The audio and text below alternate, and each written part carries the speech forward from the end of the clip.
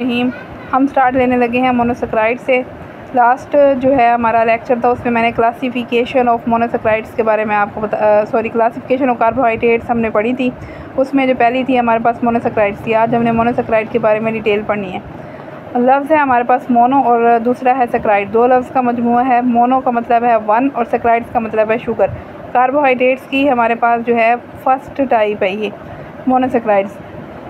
तो अगर आपको याद हो तो मैंने बताया था कि जो मोनोसेक्राइड ने पहले भी बताया था उसमें एक शुगर मालिक्यूल है। अब यहाँ पर मोनो का मतलब वन है और सेक्राइड का मतलब है शुगर। तो इसमें क्या होगा, इसकी डेफिनेशन यूँ बनेगी, carbohydrates containing one sugar molecule are called monosaccharides. तो आगे इसकी जो है कुछ करैक्टरिस्टिक्स बताई हुई हैं। पहली करैक्टरिस्टिक्स है they are sweet in taste, ये मीठे होते हैं। दूसरी करैक्टरिस्टिक्स है हमारे पास it can not further hydrolysis. अब मोनोसेक्राइड्स की फर्दर हाइड्रोलिसिस ही नहीं होती। एक है फर्दर, एक कितने में टूटेगा, ये आपने जो है एमसीक्यूज़ के लिए मार्क करना है। और ये मोस्ट इंपॉर्टेंट है कि कौन से ऐसे एमसीक्यूज़ में आता है कौन से ऐसे कार्बोहाइड्रेट्स हैं जिनकी फर्दर हाइड्रोलिसिस नहीं होती, मतलब पानी की मौजूदगी में तोड़फोड़ नहीं होती, उनकी ब्रेक डाउन नहीं होती। तो आपने याद रखना है वो मोनोसेक्राइड्स होते हैं। तीसरी इसकी क्या प्रॉपर्टी है, वो ये है कि generally they are water soluble, ये वाटर सोल्युबल होते हैं। टू फंक्शनल ग्रुप्स हैं सेम लाइक कार्बोहाइड्रेट्स, जैसे क्योंकि कार्बोहाइड्रेट्स की टाइप है। पहला हमारे पास एल्डिहाइड ग्रुप, दूसरा हमारे पास है कीटो ग्रुप। आगे इनका जो है आपके पास फार्मूला भी दिया हुआ है। फार्मूला वैसे ही है, आप पीछे फंक्शनल ग्रुप ऑफ कार्बोहाइड्रेट्स में पढ़ चुके हैं।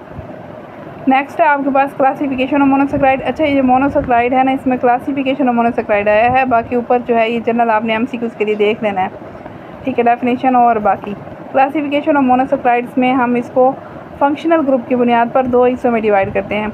जैसे हमें पता है ना कि दो ही फंक्शनल ग्रुप हैं, एक है एल्डिहाइड ग्रुप और दूसरा है कीटो ग्रुप। तो ऐसे जो कार्बोहाइड्रेट्स, ऐसे मोनोसेक्राइड्स, कार्बोहाइड्रेट्स में भी मोनोसेक्राइड्स, ऐसे मोनोसेक्राइड्स जिनमें एक ही शुगर मालिक्यूल होगा और क्या होगा, एल्डिहाइड ग्रुप होगा, उसको हम एल्डोज बोलेंगे।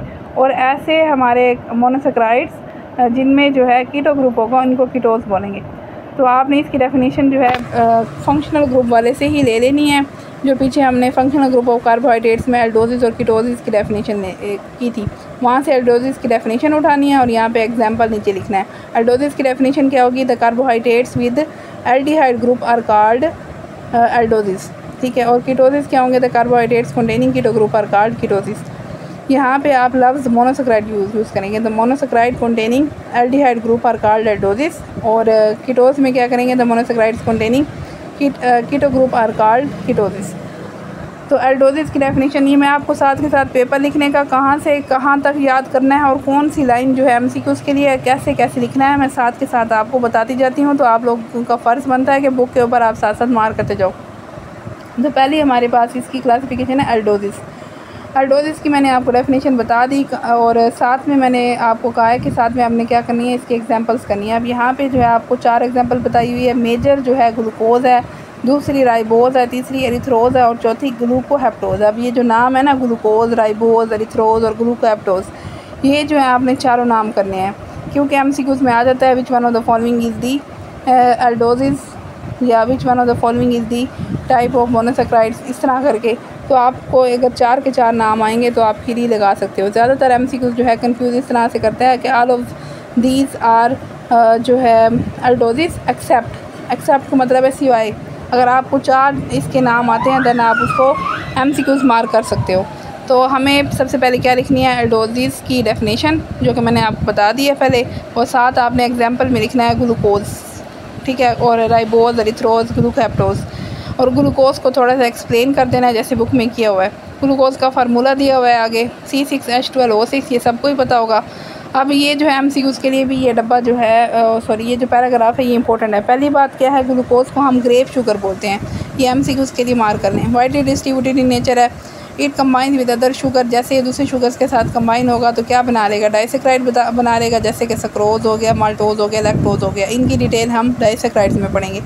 इट इज़ कमर्शियली ऑब्टेन, ये एमसीक्यूज़ में आता है कि कमर्शियली ऑब्टेन कहाँ से होता है, स्टार्च से। It is the main sugar of human body, ये तो सबको पता होगा। Normal blood glucose level of human in fasting का मतलब है कि जब हम खाली पेट होते हैं तब हमारा नॉर्मल ग्लूकोज लेवल क्या होता है, 80 to 100 मिलीग्राम, ठीक है। Milligram percent. और रैंडम में हमारे पास जब हम खाने के साथ होते हैं, हमारा जो है फास्टिंग स्टेज नहीं होती, तब कितने होते हैं 100 से 120 मिलीग्राम परसेंट। तो ये आपने MCQs के लिए मार्क कर लेना है। ग्लूकोज को हम डेक्सट्रोज भी कहते हैं, ये भी MCQs के लिए लिख लें। अब यहाँ पे आपके पास 1 2 3 4 5 6 लाइनें, यहाँ से कम आप जब लिखोगे एल्डोसिस तो उस टाइम आपको कम से कम 2 लाइनें लाजमी लिखनी है। अगला हमारे पास है क्लासिफिकेशन में कीटोसिस। कीटोस जो है उसकी डेफिनेशन वैसे ही करोगे, the monosaccharides containing keto group are called ketoses. जैसे मैं बोल रही हूँ, आपको फ़र्ज़ बनता है कि अगर आपकी बुक साथ है तो आप इस पर लिखते जाएँ। इसमें हमारे पास एग्जांपल है, जैसे वहाँ पे 4 थी, यहाँ भी 4 है। पहली एग्जांपल है फ्रक्टोज, दूसरी है एरिथ्रोलोज, तीसरी है हमारे पास राइबोलोज और चौथी है हमारे पास सूडोहेप्टिलोज। अब फ्रक्टोज का और ग्लूकोज का जो है हमारे पास जो है सिर्फ और सिर्फ फंक्शनल ग्रुप चेंज है, बाकी इनका जो है हमारे पास फार्मूला सेम है, ठीक है। दोनों का C6H12O6 ही है। अब जैसे उसको हम क्या कहते थे, उसको हम बोल रहे हैं ना कि वो कहाँ से हासिल हो रहा है, स्टार्च से हासिल हो रहा है। अब ये कहाँ से हासिल हो रहा है, सुक्रोज से, याद रखिएगा। The most common source of fructose is sucrose, it is sweetest of. अब ये जो है मोस्ट इंपॉर्टेंट MCQs है। सबसे ज़्यादा मीठी शुगर कौन सी होती है, फ्रक्टोज होती है। इसलिए वो कह रहे हैं कि प्योर हनी जो है वो उसके अंदर क्या मौजूद होता है, फ्रक्टोज मौजूद होता है। It is present in appreciable amount in seminal fluid and act as a source of energy for spermatozoa. ये MCQs भी आता है। उसके बाद हमारे पास एग्जांपल मैं आपको ऑलरेडी पढ़ा चुकी हूँ। अगला हमारा टॉपिक है डाइसैकराइड्स। डाइसैकराइड्स जो हैं ये अब आगे चेन बढ़ती जाएगी, वैसे वैसे नाम चेंज होते जाएंगे। पहले मोनोसैकराइड था जिसमें 1 शुगर मालिक्यूल था, डाइसैकराइड है जिसमें 2 शुगर मालिक्यूल। अब जब ये टूटेंगे तो किस में टूटेंगे, 2 मोनोसैकराइड में, उनकी फर्दर हाइड्रोलिसिस नहीं हो रही थी। अब यहाँ पे हमारे पास डेफिनेशन है, having 2 sugar molecules give 2 monosaccharide on hydrolysis. यहाँ तक आपने डेफिनेशन करनी है। डाइसैकराइड्स अगर नेचुरली, ये भी नेचुरली प्रेजेंट है, दे आर लेस स्वीट। अब जैसे जैसे चेन बढ़ती जाएगी, ये पहले हम पढ़ चुके हैं, स्वीटनेस जो है कम होती जाएगी। They are less sweet than monosaccharide. The 2 monosaccharide units with units का मतलब है कंबाइन होके। और लिंकेज कौन सी होती है हमारे पास, ग्लाइकोसिडिक लिंकेज, ये MCQs में आता है। They are white crystalline solids, they are soluble in water, their molecular mass greater than monosaccharides. अब क्लासिफिकेशन ऑफ हमारे पास डाइसैकराइड्स है जो कि बहुत इंपॉर्टेंट है, आपने इसको स्किप बिल्कुल भी नहीं करना, क्लासिफिकेशन जितनी भी है। तो मोनोसैकराइड्स को हम 2 हिस्सों में डिवाइड करते हैं। वहाँ पे जैसे फंक्शनल ग्रुप के हिसाब से जो है डिवीजन थी, यहाँ पर हमारे पास शुगर मालिक्यूल के हिसाब से है। पहले है होमोजीनियस, दूसरा है heterogeneous. Homo mean same, hetero mean different. Homo mean same का मतलब है कि ऐसे डाइसैकराइड जिनके अंदर एक ही जैसे 2 शुगर मालिक्यूल होंगे, वो क्या कहलाएंगे, होमोजीनियस। जैसे कि हमारे पास माल्टोज है, माल्टोज जो है ग्लूकोज प्लस ग्लूकोज से बनती है। अगले हमारे पास है हेट्रोजीनियस। हेट्रोजीनियस का मतलब है कि 2 जो शुगर मालिक्यूल है वो एक दूसरे से क्या है, मुख्तलिफ हैं। जैसे कि सक्रोज, सक्रोज बनती है हमारे पास ग्लूकोज प्लस फ्रक्टोज से। अब एग्जांपल्स में हमारे पास वही बातें जो भी मैंने बताई हैं दोबारा आ गई है नीचे। सक्रोज इसकी बेस्ट एग्जांपल है, ग्लूकोज और फ्रक्टोज मिलके सक्रोज बनाते हैं और इसको हम सैकरीन बोलते हैं, टेबल शुगर कहते हैं। सैकरीन वही है जो हम कहते हैं ना स्क्रीन वाली चीज़ें नहीं खानी है, वही है। सक्रोज उसमें सबसे ज़्यादा होती है। लैक्टोज में ग्लूकोज प्लस लैक्टोज होता है और इसको मिल्क शुगर कहते हैं। माल्टोज में हमारे पास ग्लूकोज प्लस ग्लूकोज होता है और इसको हम फ्रूट शुगर कहते हैं। अगली हमारे पास है टाइप 3 ओलिगोसैकराइड्स। ओलिगोसैकराइड्स जो हैं ऑन हाइड्रोलिसिस ये हमें 10 शुगर मालिक्यूल देते हैं कि ये 3 से जो है 10 जो है मोनोसैकराइड्स मिलकर क्या बनाते हैं, ओलिगोसैकराइड्स बनाते हैं। और फिजियोलॉजिकली इनकी कोई इंपॉर्टेंस नहीं है, इसलिए यहाँ पर कोई भी इनके बारे में डिटेल मौजूद नहीं है। ये याद रखते जाइएगा, 1 sugar molecule monosaccharide, 2 sugar molecule disaccharide और 3 से आगे 10 तक ओलिगोसैकराइड्स। आगे है पॉलीसैकराइड। पॉली का मतलब है मैनी। अब 10 से ऑनवर्ड जितने भी हमारे पास शुगर मालिक्यूल आते गए वो क्या कहलाएंगे, पॉलीसैकराइड्स कहलाएंगे। हैविंग मोर देन 10, अब लिमिट नहीं बताई। मोर देन 10 का मतलब है कि आगे जितने तक अनलिमिटेड जितने भी हुए चेन बनती गई वो पॉलीसैकराइड्स कहलाएंगे। और जब इनकी हाइड्रोलिसिस होगी तो हाइड्रोलिसिस होके हमारे पास लास्ट में क्या मिलेगा, मोनोसैकराइड्स मिलेंगे। मतलब ये टूटेंगे, पॉली किस में टूटेगा, जो है ओलिगो में, ओलिगो किस में टूटेगा, डाइसैकराइड में, डाइसैकराइड किस में टूटेगा, मोनोसैकराइड में। Many saccharide join to form polysaccharide, बहुत सारे सैकराइड्स इकट्ठे होकर क्या बनाते हैं, पॉलीसैकराइड। अब जैसे पहले बताया था, जैसे जैसे चेन बढ़ती जाएगी मीठा जो है कम होता जाएगा। अब ये क्योंकि इसमें बहुत सारे शुगर मालिक्यूल हैं तो ये क्या होंगे, टेस्ट लेस होंगे। ये MCQs इंपॉर्टेंट है, मार्क कर लें। और ऑप्टिकली एक्टिव नहीं होते एज़ कम्पेयर टू अदर्स।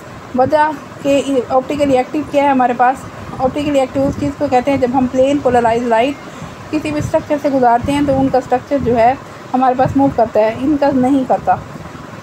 अगला जो हमारे पास टॉपिक है वो है क्लासिफिकेशन ऑफ पॉलीसैकेराइड्स। क्लासिफिकेशन मैंने पहले बताया है, बहुत इंपॉर्टेंट है। इसकी भी हमारे पास दो टाइप्स हैं, जैसे होमोपॉलीसैकेराइड और हेटेरो, जैसे डाइसैकेराइड की थी। होमोपॉलीसैकेराइड बिल्कुल मिलती जुलती है डाइसैकेराइड से। जैसे वहाँ पे क्या था कि जो है शुगर मालिक्यूल सेम है, यहाँ पर भी शुगर मालिक्यूल सेम होंगे, और जो है जब हाइड्रोलिसिस होगी तो एक ही जैसे ही मोनोसैकेराइड्स हमें देंगे। जैसे हमारे पास एग्जांपल है स्टार्च और ग्लाइकोजन की। और हेटेरोपॉलीसैकेराइड बिल्कुल हेटेरोडाइसैकेराइड की तरह, इनके जो शुगर मालिक्यूल होंगे वो क्या होंगे, एक दूसरे से मुख्तलिफ होंगे, और जब ये टूटेंगे तो ये डिफरेंट टाइप्स ऑफ मोनोसैकेराइड्स में टूटेंगे। यही लिखा हुआ है यहाँ पे। इसमें हमारे पास एग्जांपल है म्यूसिलेजेस और हेमिसेलुलोज की। आगे एग्जांपल ऑफ पॉलीसैकेराइड्स है।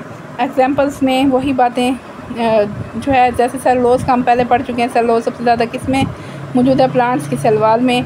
स्टार्च किस में मौजूद है, कॉर्न्स, ग्रेन्स में, और स्टोर्ड फूड मटेरियल्स में। ग्लाइकोजन किस में मौजूद है, ग्लाइकोजन हमारे पास कहाँ पर जो है स्टोर होती है, एनिमल मसल्स में, लीवर में। ग्लाइकोजन का पहले बता चुकी हूँ। ग्लाइकोजन क्या है हमारे पास, स्टोर्ड फॉर्म ऑफ ग्लूकोज, और जब हमारी एक्स्ट्रा ग्लूकोज बॉडी के अंदर बच जाती है तो ग्लाइकोजन की शक्ल में स्टोर होती है। आगे स्टार्च हमारे पास ग्रेन सीड्स और ट्यूबर्स में मौजूद है। स्टार्च की दो टाइप्स हैं, अमाइलोज और अमाइलोपेक्टिन। यहाँ तक हमारा आज का टॉपिक क्लियर होता है। नेक्स्ट इंशाल्लाह हम नेक्स्ट लेक्चर में नेक्स्ट चैप्टर स्टार्ट करेंगे। अल्लाह हाफिज़।